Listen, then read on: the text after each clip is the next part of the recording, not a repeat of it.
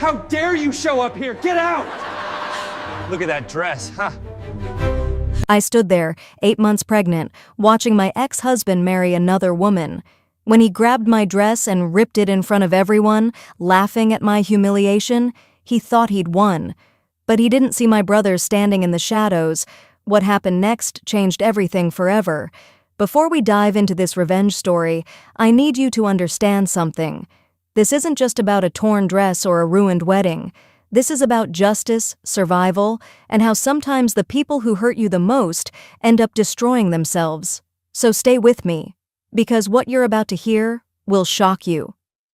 My name is Paisley, and this is the story of how I went from being a broken, humiliated woman to watching my abuser lose absolutely everything. I thought I had it all. For 6 years, I was married to Derek Stone, a man who owned half the commercial real estate in our city. We lived in a mansion with marble floors and crystal chandeliers. We drove cars that cost more than most people's houses. Everyone looked at us and saw perfection. They saw the designer clothes, the charity galas, the social media posts of our supposedly amazing life. But nobody saw what happened behind closed doors. Nobody saw how Derek controlled every aspect of my life, what I wore, who I talked to, where I went. He wasn't physically violent, not at first. His cruelty was quieter, more calculated. He'd make comments about my weight, my intelligence, my worth.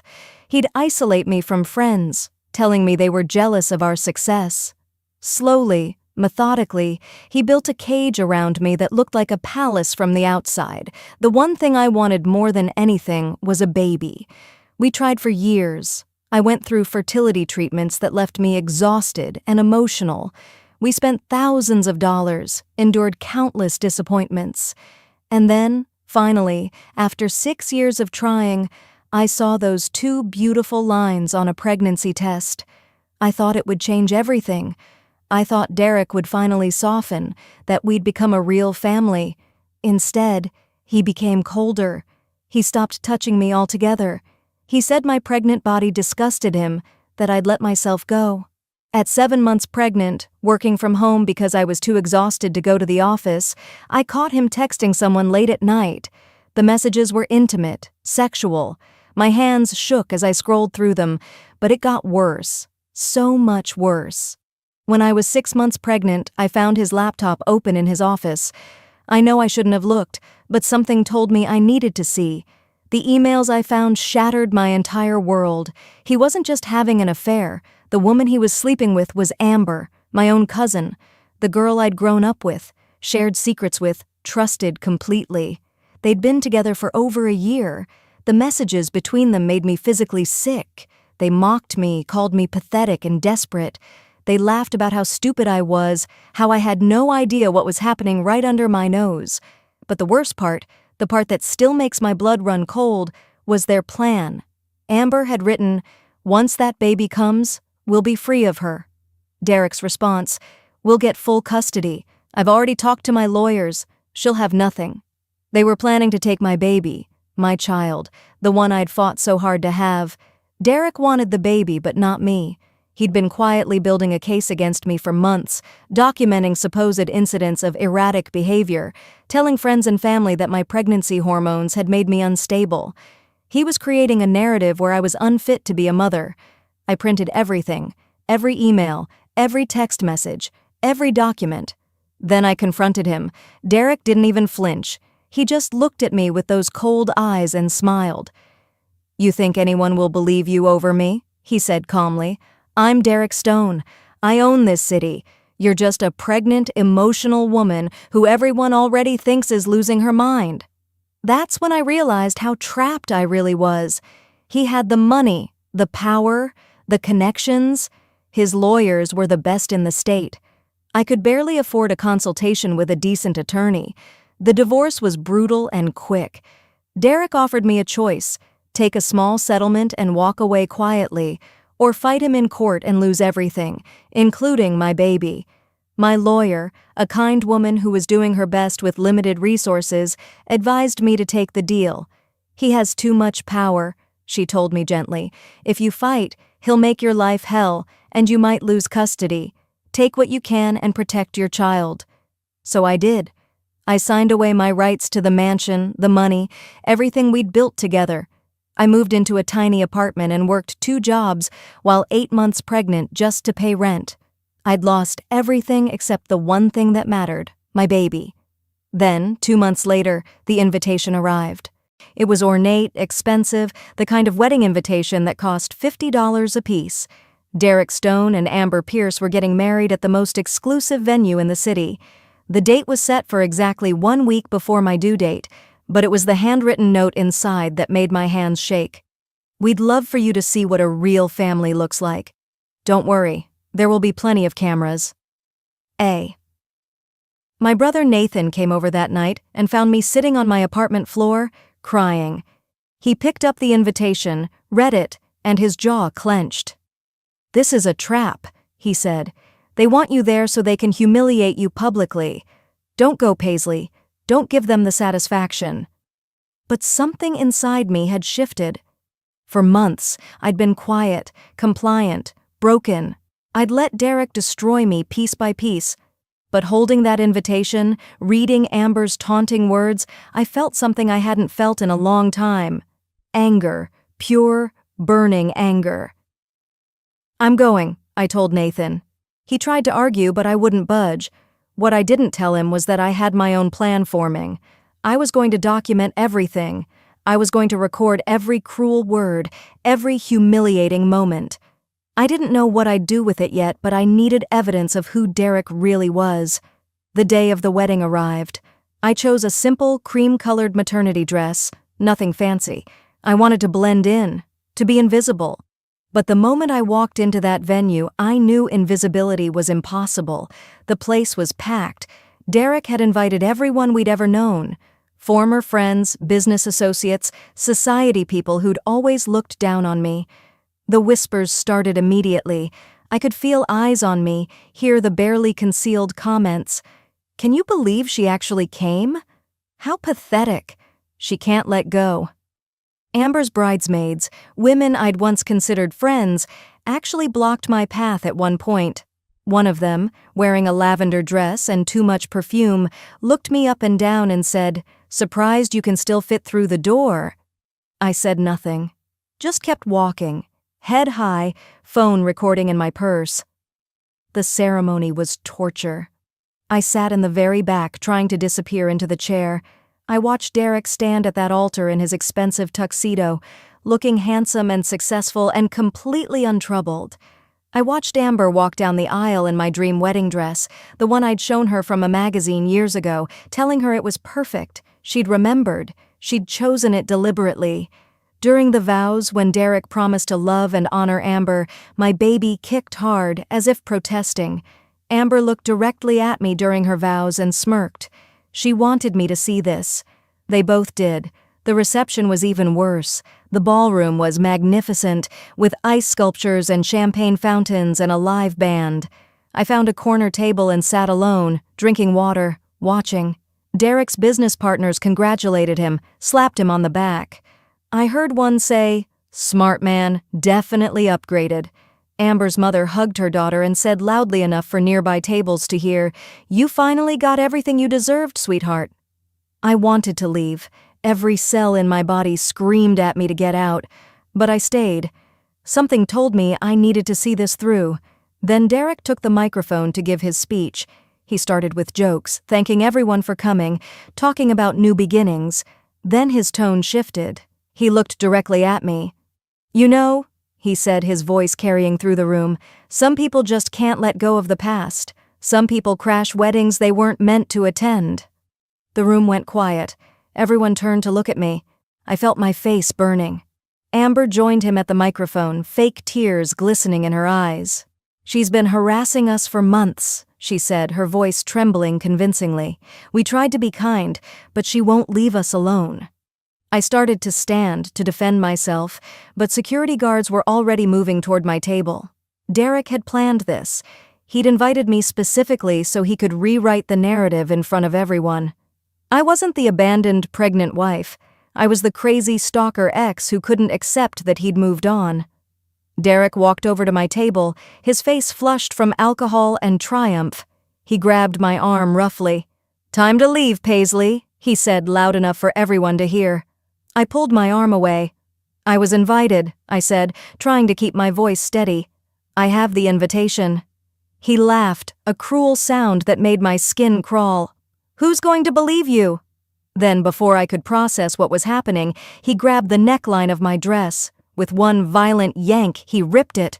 The fabric tore with a sound that seemed impossibly loud. Buttons scattered across the marble floor. I stood there exposed, trying desperately to cover my pregnant belly with my arms. The room erupted. Some people gasped. Others laughed. I saw phones come out everywhere, capturing my humiliation from every angle. Amber was filming on her phone, laughing so hard she was crying. "This is perfect!" she shouted. Derek turned to his friends, spreading his hands in mock confusion. "See? I told you she was crazy. She came here just to cause drama." I felt tears streaming down my face. This was it. This was the moment they'd wanted. They'd orchestrated my complete public destruction. They'd create viral content showing me as unstable, use it later in court to take my baby. I'd walked right into their trap. But then the music stopped. A voice boomed through the speakers, so loud and commanding that everyone froze. "Everyone stay exactly where you are." I looked up through my tears and saw my brother Nathan emerging from the crowd, but he wasn't alone. He was wearing what looked like a wire attached to his shirt.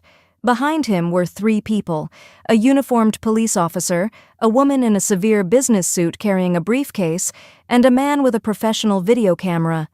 Nathan's face was calm, but his eyes were ice cold as he looked at Derek. When he spoke, his voice carried through the entire ballroom.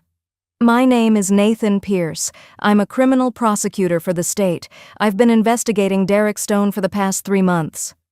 Derek's smug expression vanished. His face went pale. "What I just witnessed," Nathan continued, "was assault and battery on a pregnant woman. That alone is a felony. But that's just the beginning." He pulled out a tablet and walked to the venue's AV booth. Within seconds, he'd connected it to the massive projector screen that had been showing the couple's romantic photos. The screen flickered, then filled with documents. "For the past 3 months," Nathan said, pacing slowly in front of the screen, "I've been working with the IRS and the FBI to investigate Derek Stone's business practices." Financial documents appeared on the screen. Bank statements, offshore account records, emails. The woman in the business suit stepped forward.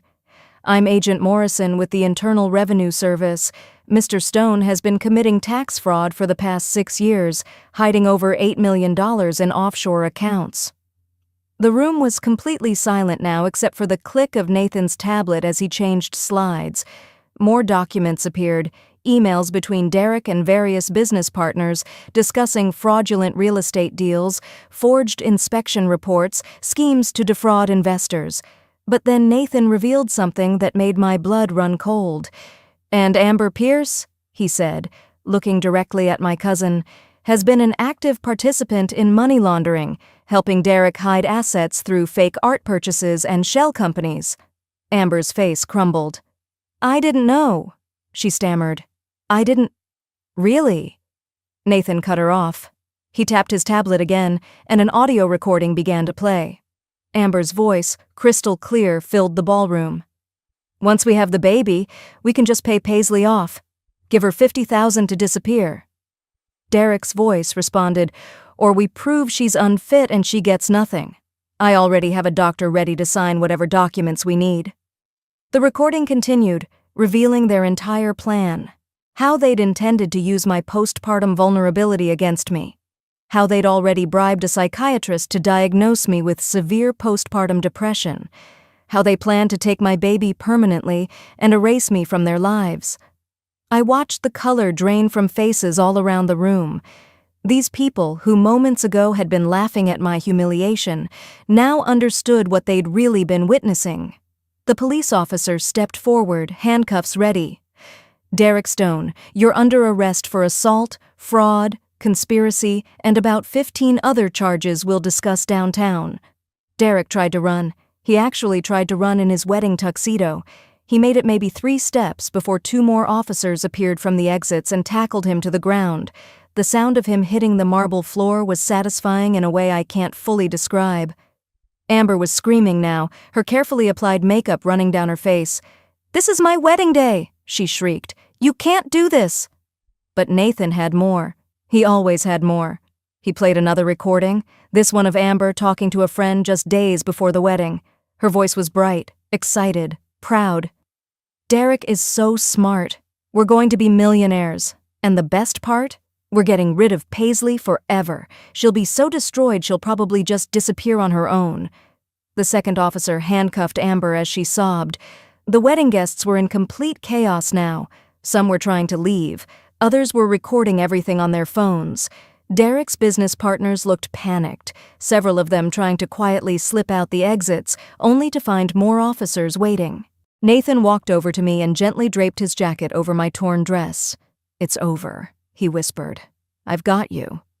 As Derek and Amber were let out in handcuffs, Derek tried one last time to play the victim. "She orchestrated this," he shouted, thrashing against the officers.